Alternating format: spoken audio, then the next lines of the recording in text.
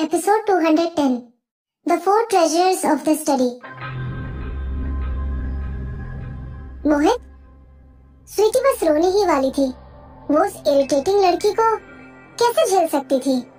विधि ने मुस्कुराते हुए कहा, ज्यादा नहीं, बस हम इसकी कीमत का 3 गुना चाहते हैं। मुझे विश्वास है कि मिस चोपड़ा इतना छोटा सा अमाउंट तो अफोर्ड कर ही सकती हैं।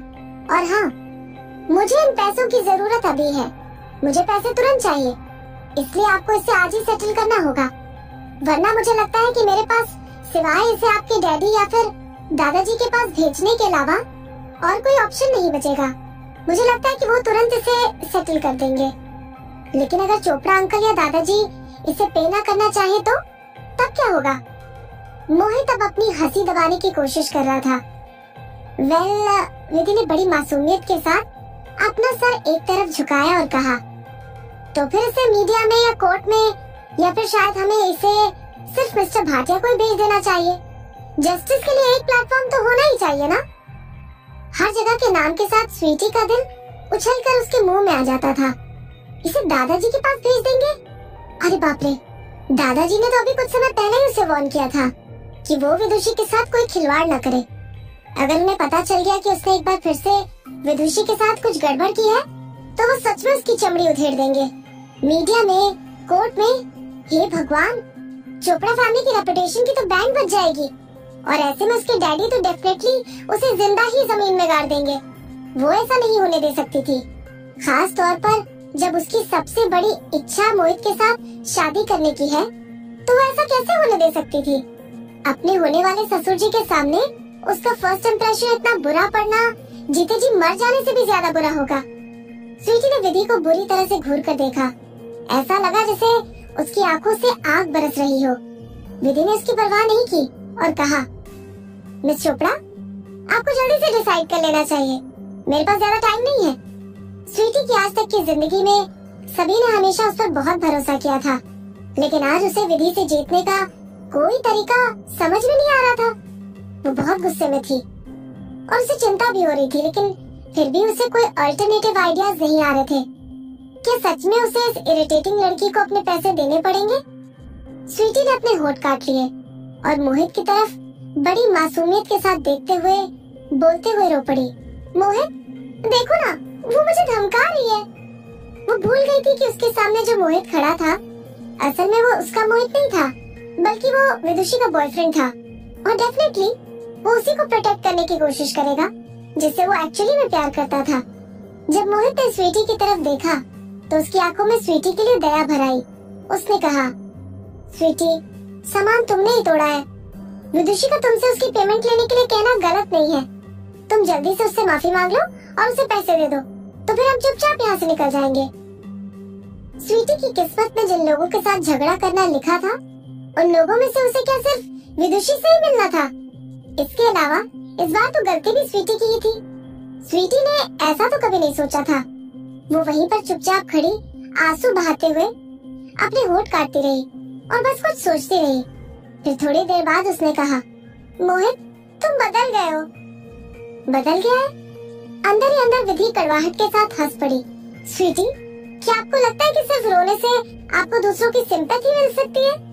उसने अपनी पिछली जिंदगी में ऐसा बहुत कुछ देखा था, लेकिन अब विधि का दिल एक पत्थर की तरह हो गया था। इसलिए जब तक स्वीटी अपनी नौटंकी करती रही, वो भी चुपचाप उसे देखती रही। मोहित के माथे पर बल पड़ गए। आखिर स्वीटी उसके लिए एक छोटी बहन की तरह थी। उसे इस तरह से रुलाना कोई अच्छी बात नहीं थी। मोहित ने विधि की तरफ देखा तो उनकी निगाहें मिली। वो मुस्कुरा रही थी, जिससे कह रही हो, क्यों, क्या हुआ? तुम्हारा दिल भी दुख रहा है क्या? पल भर के लिए मोहित का दिल धड़कना भूल गया। उसे लगा कि अगर अभी उसने जरा सी भी कमजोरी दिखाई तो उसके और विदुषी के बीच की दूरी, जिसे खत्म करने के लिए उसने इतनी कड़ी मेहनत की थी, फिर से बढ़ जाएगी। इसके बजाय उसने तुरंत विधि का हाथ पकड़ लिया और स्वीटी की तरफ पलटते हुए कहा, विदुषी जो भी करना चाहती है उसमें मैं उसका साथ दूंगा, क्योंकि ये वही लड़की है जिसके साथ मैं अपनी बाकी की जिंदगी बिताना चाहता हूँ। जहाँ तक तुम्हारा सवाल है स्वीटी, अब समय आ गया है कि जब तुम्हें भी अपना नेचर बदल लेना चाहिए। नहीं तो एक दिन ऐसा भी आएगा जब अपने इसी नेचर की वजह से तुम खुद अपना नुकसान कर लोगी।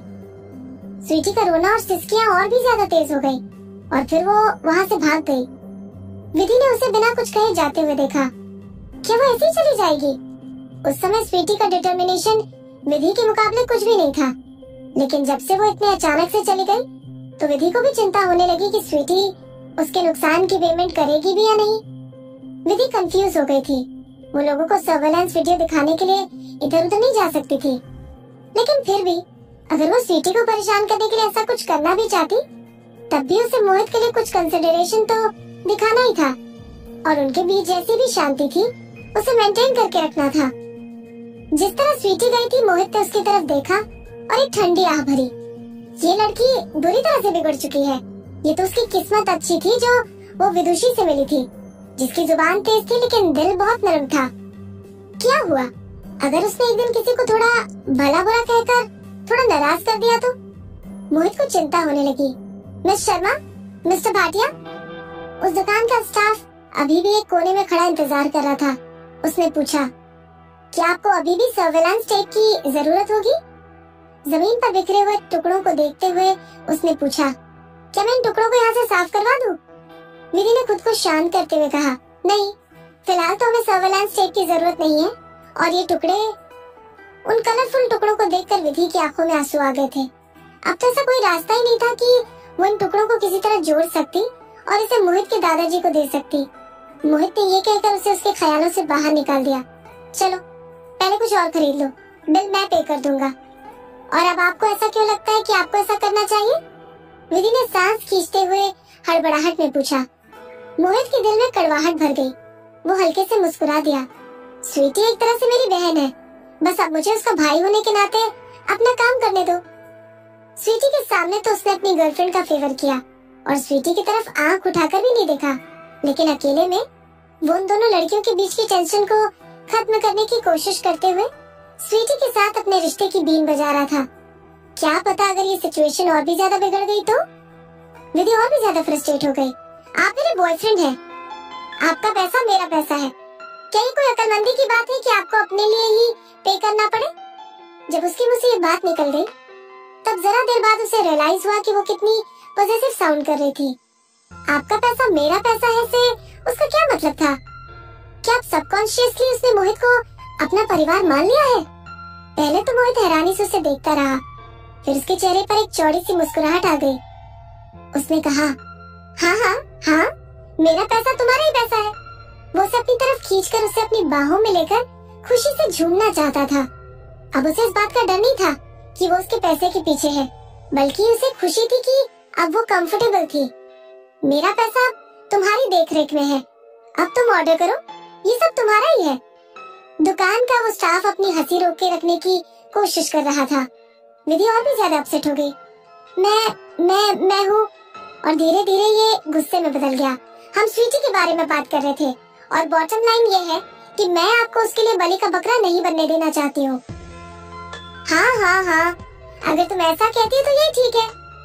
एक इज्जतदार और काबिल बॉस की जगह अब एक बहुत बुरी तरह से पिटे हुए बॉयफ्रेंड ने ले ली थी। विधि सेटिस्फाइड थी, लेकिन इससे एक नई परेशानी पैदा करती थी।